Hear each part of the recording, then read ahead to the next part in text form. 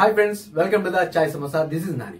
Friends, ఇది మన channel first video. Friends, నేను అప్లోడ్ చేసే వీడియోల వల్ల మీరు ఏదైనా కొత్త విషయం తెలుసుకున్నాను అనుకుంటే కనుక please subscribe to my channel. ఇంకా టాపిక్ లోకి వెళ్ళిపోదామా? హాయ్ ఫ్రెండ్స్, ఎప్పుడెప్పుడా అని క్రికెట్ లవర్స్ ఎదురు చూస్తున్న ఛాంపియన్స్ ట్రోఫీ రానే వచ్చేసింది. 1996లో పాకిస్తాన్ ఐసీసీ టోర్నమెంట్ హోస్ట్ చేసింది. ఆ తరువాత 2009లో శ్రీలంక టూర్ ఆఫ్ పాకిస్తాన్ సిరీస్లో భాగంగా పాకిస్తాన్ వెళ్లిన శ్రీలంక టీంపై లాహోర్లో మార్చి 3, 2009న శ్రీలంక జట్టు బస్సుపై 12 మంది తీవ్రవాదులు మెరుపు దాడి చేశారు. ఈ ఘటనలో 6 పోలీసులు, 2 డ్రైవర్లతో సహా 8 మంది మృతి చెందగా 6 శ్రీలంక ప్లేయర్లు తీవ్రంగా గాయపడ్డారు. 29 సంవత్సరాల తరువాత చాలా ప్రతిష్టాత్మకంగా ఒక ఐసీసీ టోర్నమెంట్ ఛాంపియన్స్ ట్రోఫీ 2025ని హోస్ట్ చేస్తుంది పాకిస్తాన్. అయితే ఈ టోర్నమెంట్ క్రికెట్ పరంగానే కాకుండా పాకిస్తాన్ క్రికెట్ భద్రతా పరంగా ప్రపంచవ్యాప్తంగా విశ్వాసాన్ని నిలబెట్టుకోవడానికి ఒక పెద్ద అవకాశం. ఈ సందర్భంగా సోషల్ మీడియా వేదికగా పాకిస్తాన్ మాజీ ఫాస్ట్ బౌలర్ షోయబ్ అఖ్తర్ చేసిన కామెంట్స్ చర్చనీయాంశంగా మారాయి.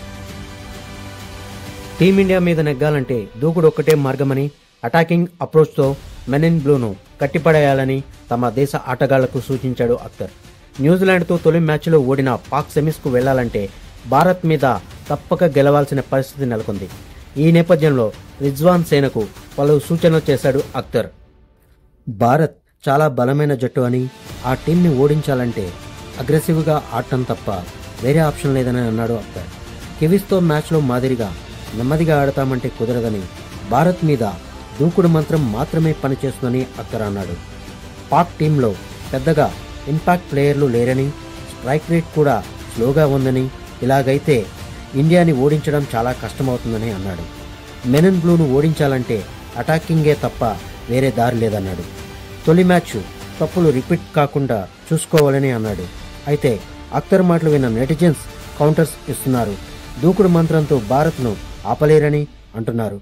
భారత్ అదే తీరులో అగ్రెసివ్గా ఆడుతుందని, రెచ్చగొడితే ఊరుకునేదే లేదని గట్టిగా ఇచ్చిపడేస్తున్నారు. ఏంటి మామా ఇది? ఒక ఐసీసీ టోర్నమెంట్లో కూడా ఇండియాపై గెలవలేక చతికిలబడ్డ పాకిస్తాన్ ప్లేయర్స్ ఇలాంటి కామెంట్స్ చేస్తుంటే ఇండియన్స్ ఊరుకుంటారా? కామెంట్ చేయండి. కేసీపీడీ అయిపోలే ఒక్కొక్కడికి. అసలు పాకిస్తాన్ ఇండియా మ్యాచ్ అంటే ఏంటి, ఆ మజా ఏంటో ఇప్పుడు ఈ వీడియోలో పూర్తిగా చూద్దాం.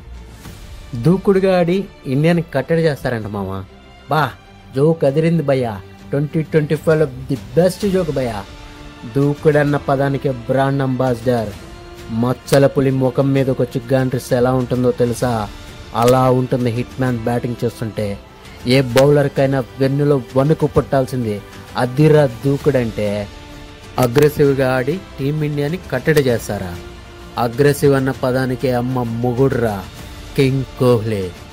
వాడికి కానీ తిక్క రేగి మీ టీం మీద పడితే అగ్రెసివ్ అనే పదాన్ని చెప్పుకోవడానికి కూడా ఒక్కడు కూడా మిగలడరా మీ టీంలో. ఆల్రెడీ ఇండియా ఎప్పుడో ఛాంపియన్స్ ట్రోఫీ వేట మొదలెట్టేసిందిరా. గంగానమ్మకి కోడిని బలి ఇచ్చినట్టు బంగ్లాదేశ్ని 6 వికెట్ల తేడాతో చిత్తుగా ఓడించిందిరా. సరదాగా వ్యవహారాలకు పోయే బంగ్లాని చిత్తుగా ఓడించామంటే చిరకాల ప్రత్యర్థి అయిన మిమ్మల్ని పోలేరమ్మకు పొట్టెలను బలిచ్చినట్టు బలి ఇవ్వకుండా ఎలా వదిలేస్తామనుకున్నారా? టీమిండియాలోని ప్రతి ప్లేయర్ కొదమ సింహంలా దూకి మీలాంటి గుంట నక్కల్ని వేటాడుతుంటే చూడాలని ప్రతి అభిమాని కోరికరా. ఇరు దేశాల మధ్య సుదీర్ఘకాలంగా ఉన్న వైఖరికి తోడు గ్రౌండ్లోకి దిగితే ఆఖరి వరకు పోరాడే తీరు, ఓటమిని ఒప్పుకొని తత్వం ఈ మ్యాచ్లపై ఎక్కడ లేని ఆసక్తిని రేపుతాయి.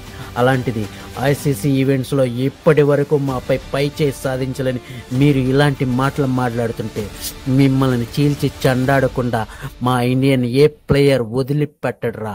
ఇది ప్రతి ఇండియన్ అభిమాని కోరికరా.